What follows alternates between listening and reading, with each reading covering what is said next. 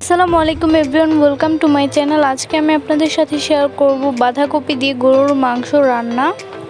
এখানে নিয়েছি 1 কেজি গরুর মাংস, আর এখানে একটি বড় সাইজের বাঁধাকপি থেকে অর্ধেক কেটে নিয়েছি।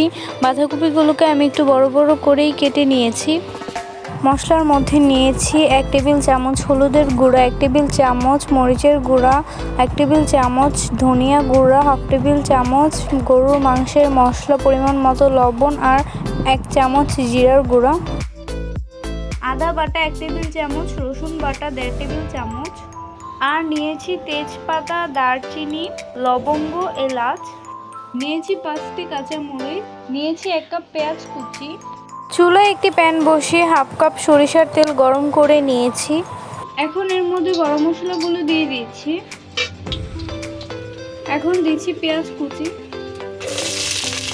এখন এগুলোকে হালকা ব্রাউন কালার করে ভেজে নিচ্ছি। পেঁয়াজগুলো ভাজা হয়ে গেলে দিচ্ছি আদা বাটা, রসুন বাটা। এখন শুকনো উপকরণগুলো দিয়ে দিচ্ছি।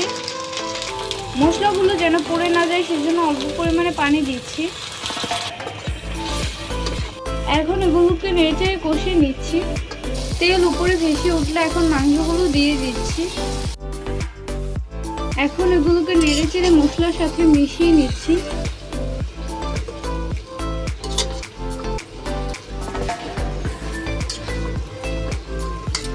মেশানো হয়ে গেলে একটি ঢাকনা দিয়ে ঢেকে দিচ্ছি। মাংসটার থেকে যে ঝোলটা উঠেছে সেই ঝোলটা থেকে মাংসটা কষানো হয়ে যাবে। নিচে যেন লেগে না যায় সেজন্য একটু পরপর নেড়েচেড়ে দিতে হবে। মাংসটা কষানো হয়ে গিয়েছে। এখন এটি সিদ্ধ হওয়ার জন্য দিচ্ছি পরিমাণ মতো পানি। এখন আবার একটি ঢাকনা দিয়ে ঢেকে দিচ্ছি। মাংসটা প্রায় সিদ্ধ হয়ে গিয়েছে। এখন বাঁধাকপিগুলো দিয়ে দিচ্ছি। মাংসের মধ্যে যে এক্সট্রা ঝোল ছিল সেগুলো থেকে বাঁধাকপিটা সিদ্ধ হয়ে যাবে। এবার দিয়ে দিচ্ছি পরিমাণ মতো কাঁচা মরিচ, দিয়ে দিচ্ছি 1 চামচ জিরার গুঁড়া। তরকারিটা প্রায় হয়ে গিয়েছে। এবার এটাকে চুলা থেকে নামিয়ে পরিবেশন করছি।